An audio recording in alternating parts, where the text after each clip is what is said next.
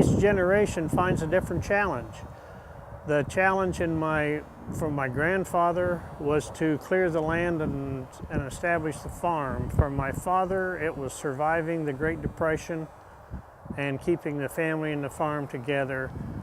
For me, it was surviving some bad times in the 1980s and high interest rates and inflation and being able to keep things together. My name is Gordon Carter, and I operate Carter Farms with my son Bill. And it says you can't hurt cats. The rest of our family also is part of the operation.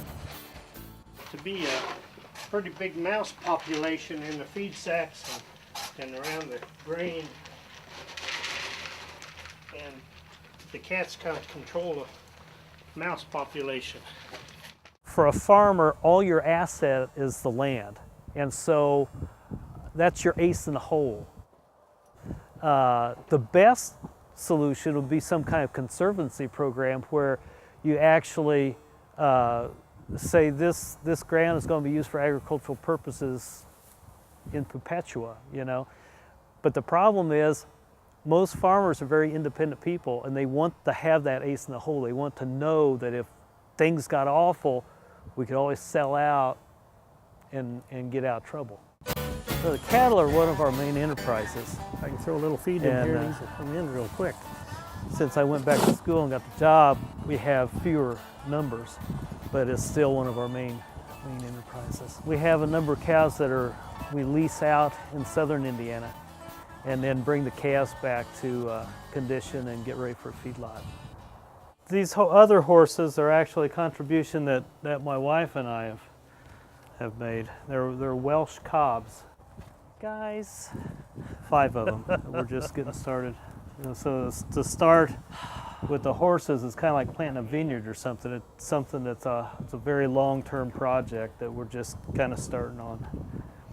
The tradition of the place, the long history that it becomes not only a heritage kind of thing and multi-generational thing, but also kind of how you identify yourself, and that's important.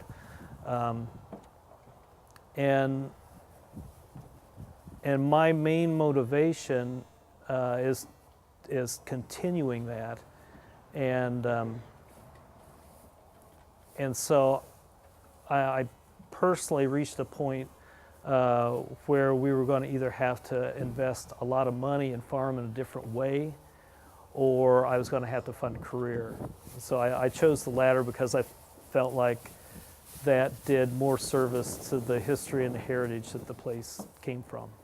Farming becomes part of your life, and each year you look forward to the new livestock, the new calves, the new lambs, and the challenges of a new year and a chance to have a new crop. Perhaps the last year might not have been a good one, and you look forward to a new one, and it's always, there's something about springtime and farming that kind of gets you going. I think the most enjoyable part is just feeling a part of the farm. You feel a part of the growing crops and the new livestock, and it's just an important part of your life.